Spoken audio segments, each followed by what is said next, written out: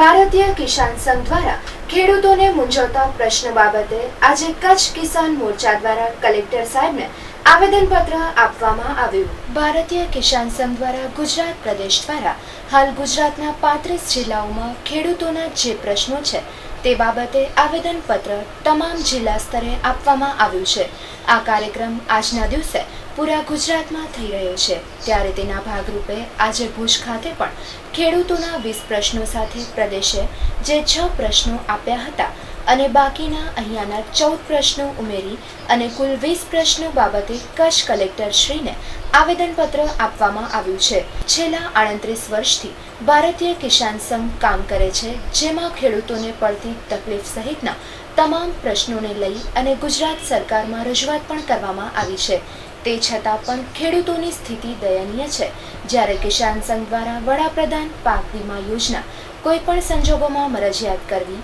અને હર ખેતકો પાણી સમાન સિંચાઈ દરથી સમગ્ર રાજ્યના કિસાનોને મળે તેવું આયોજન કરવું, તમામ પાકની પડતર કિંમત 15% નફા સાથે નક્કી કરી અને ગ્રામ્ય સ્તર પર ખરીદીનું આયોજન કરવું, ખેડૂતોને આધુનિકીકરણ, બળદગાડા તરીકે ઉપયોગ આવતા ટ્રેક્ટર, ટ્રોલીને ટેક્સમાંથી મુક્તિ મળવી જોઈએ, મીટર પદ્ધતિથી ખેડૂતોને બિલમાં ગેરકાયદેસર રીતે પીજીવીસીએલ દ્વારા આપવામાં આવતો ફિક્સ ચાર્જ રદ કરવો, ફરજિયાત વર્ષ દરમિયાન પાણીપત્ર કરવું અને સાચી હકીકત દર્શાવી જમીનોની ચાલી રહેલી રીસર્વેની કામગીરીમાં મોટા પ્રમાણમાં થયેલા નામ, ક્ષેત્રફળ, નકશાની ભૂલોને તાત્કાલિક ધોરણે સુધારણા માટે યુદ્ધના ધોરણે કામગીરી કરવી, વીજ અને અન્ય નિયમની કલમો 126/35 હેઠળ આડેધડ ચેકિંગ બંધ કરવું, તમામ ઊભા કરાયેલા વીજ ચોરીના દંડનીય બિલ માટે સમાધાન યોજના લાગુ કરવી અને કોઈ પણ વીજ ચેકિંગ બાદ કૃષિ વીજ ગ્રાહકોને 30 દિવસનો સમય આપવો, આ બધી બાબતો માટે કલેક્ટર શ્રીને આવેદનપત્ર આપવામાં આવ્યું હતું। મગનભાઈ પટેલ, ભારતીય કિસાન સંઘ દ્વારા ગુજરાત પ્રદેશ દ્વારા હાલમાં ગુજરાતના 35 જિલ્લાઓમાં આવા ખેડૂતોના જે સળગતા જે પ્રશ્નો છે એનો આવેદનપત્ર તમામ જિલ્લા સ્થાને આપવાનો કાર્યક્રમ અત્યારે પૂરા ગુજરાતમાં થઈ રહ્યો છે। એમાં આજે ગુજરાત કચ્છની અંદર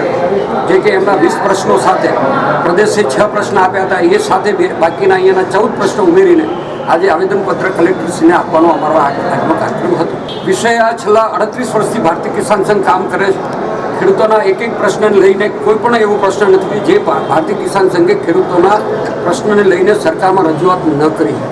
પરંતુ આ બધું કર્યા પછી અને સરકારે અનેક પ્રશ્નો ઉકેલ્યા પછી પણ અને અત્યારે અમે એ દાવા સાથે કહીએ કે સરકારમાંથી 20,000 કરોડથી પણ વધુ રકમ દર વર્ષે ખેડૂતોને આપ્યા પછી પણ ખેડૂતોની સ્થિતિ દયનીય બનતી જાય છે। ખેતી છોડો અભિયાન ચાલે છે।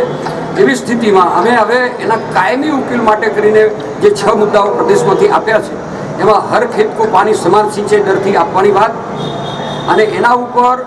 તમામ ખેતરને પાણીની આપવાની વ્યવસ્થા, એટલે ગુજરાતની અંદર જે 1,42,00,000 ખેડૂત ખાતેદારોની જે સમસ્યાઓ છે, પિયતની સુવિધાઓ, સર્વે નંબરને એને આપવાની વાત કરી છે।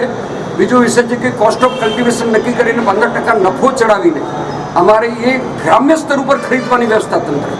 સરકારે હાલમાં જે કંઈ ખરીદી કરી માત્ર 5%, 7%, 800 કરોડ રૂપિયાની મગફળી ખરીદી કરી પણ એ માત્ર 5-7% જ ખરીદી થઈ। તુવરની ખરીદી કરી ટેકાના ભાવથી પણ એ પણ 5-7% જ ખરીદી થઈ। 95% ખેડૂતોને બાકીના નીચાના ભાવથી વેચવાની ફરજ પડી રહી છે। એટલે સમગ્ર ખેડૂતોની જે વેદના છે એ વ્યથા લઈને અત્યારે એ સિસ્ટમ કે તમામ ખેડૂતોનો જે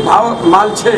એ સરકારના બાંધ્યા ભાવથી એને 15% નફો ચડાવીને ખરીદવાની ગ્રામ્ય સ્તર ઉપર વ્યવસ્થા ઊભી થાય એના માટેની બીજી માગણી છે। અને ત્રીજી માગણી અમારી એ છે કે ખેતી ભેલાણ કરતા તમામ પરિબળો, રોજ હોય, ગુંડ હોય, ગુડખર હોય, રખડતા ઢોર પશુ હોય, મોર હોય કે વાંદરા,